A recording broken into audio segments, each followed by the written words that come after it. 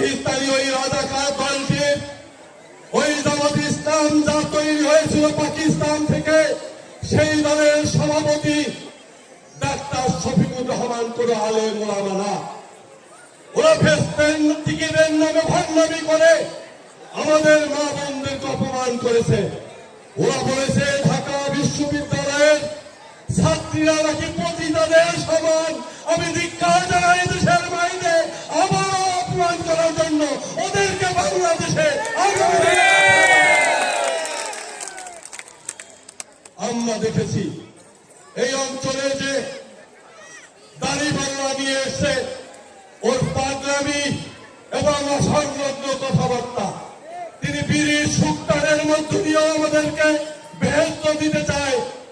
ভাই, কোন ভালো পরিবারে, কোন আলেমের পরিবারে জালেম হয়ে তাকে সেই পরিবারের সম্মান দেওয়া যায় না।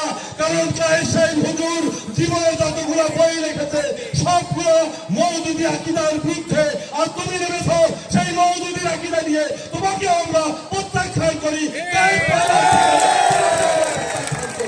আমাদের মা যখন মৃত্যুর সঙ্গে পাঞ্জা হয়েছিল, তখন আমরা সারা বাংলাদেশে মিলাদ মাহফিলের মধ্য দিয়ে দুহাত তুলে মহান আল্লাহ রাব্বুল আলামিনের কাছে মুনাজাত করেছিলাম, হে মহান আল্লাহ রাব্বুল আলামিন, তুমি আমাদের মাকে সুস্থ করে দাও।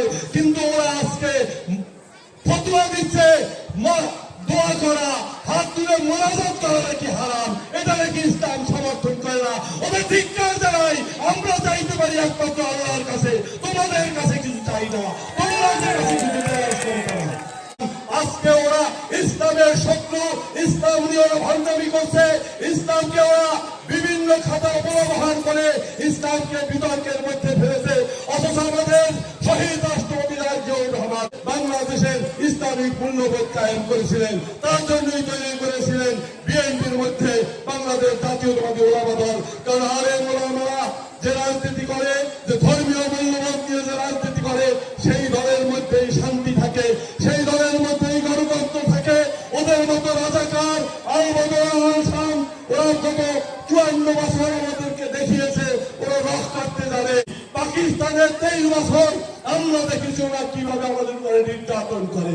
ওরা বলে আপনারা এ দল দেখেছেন, ও দল দেখেছেন, এবার আমাদের দেখেন।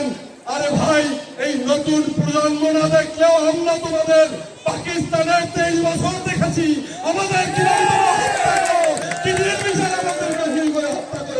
কিভাবে আমাদের অধিকার থেকে বঞ্চিত হয়েছ, তোমাদেরকে আমাদের